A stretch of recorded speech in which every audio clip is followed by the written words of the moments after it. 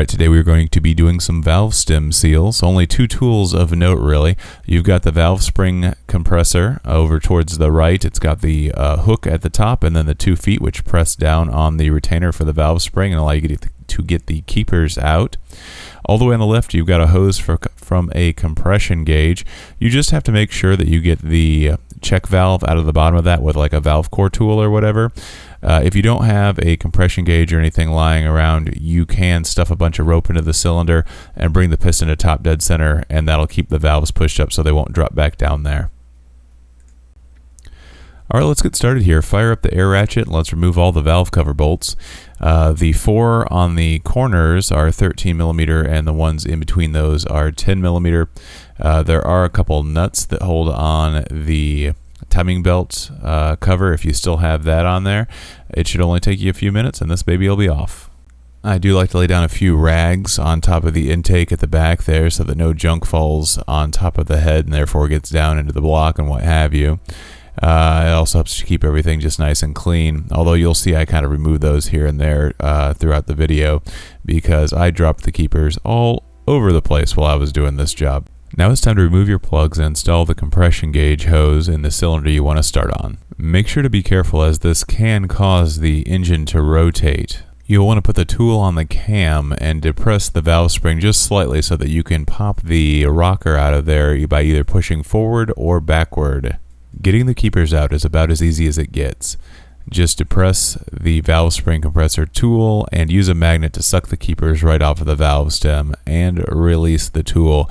The valve spring can then be removed and you will be able to access the valve stem seal. Use a small screwdriver of some sort to gently pry it up off of the place that it's sitting. Take the new one and slide it right back down with your fingers.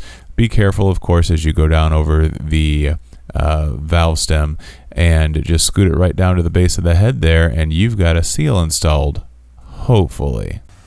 There are a few more tools out.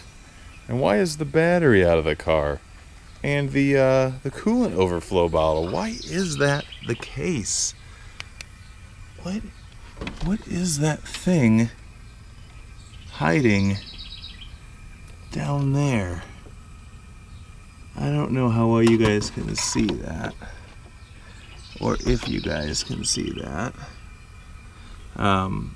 but hiding in there, maybe slightly visible in that little hole, is the valve stem seal that I accidentally dropped.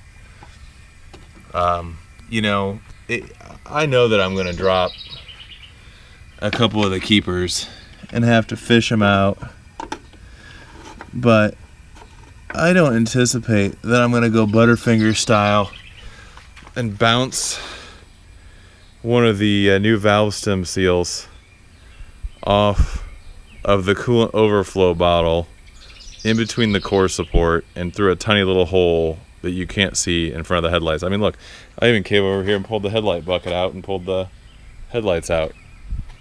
So, I don't know, I guess lesson learned, guys. Make sure you got some way to not drop these little guys. They're pretty rough. On the upside, I'll say that intake side valve stem seal that I just pulled out of there in an attempt to replace with this one that I dropped.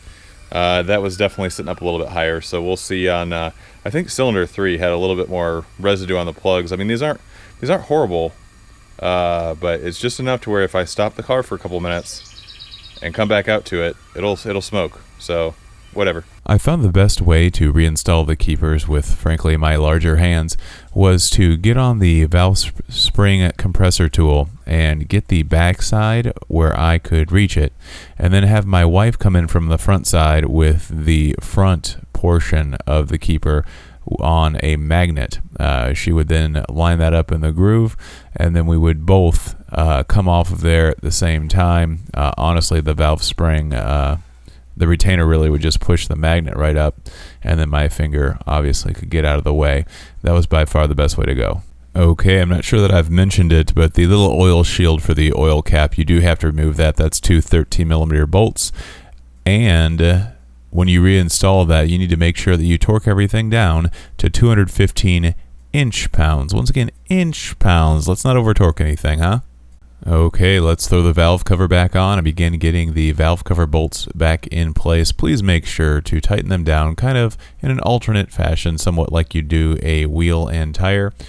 I always torque these down, and I always make sure that I'm using the proper bolts. Bolts that are too short will not allow for the proper torque necessary, and you'll end up pulling them out. I think that's how the vast majority of these darn things get stripped. Alright, at this point it's fairly obvious that all you got to do is get the spark plugs back in there. I went ahead and installed some new MagnaCore wires that I had lying around at the same time. I'm happy to report that the hot startups now are much better. I'm not getting the same burning oil it was at the point where you could kind of just smell it in general if the car was idling while it was hot. Now that's not really the case. On occasion I'll get a little bit of oil to where you can just smell it but not see it. I think they're just some worn valve guides that are in the head, and that's going to happen.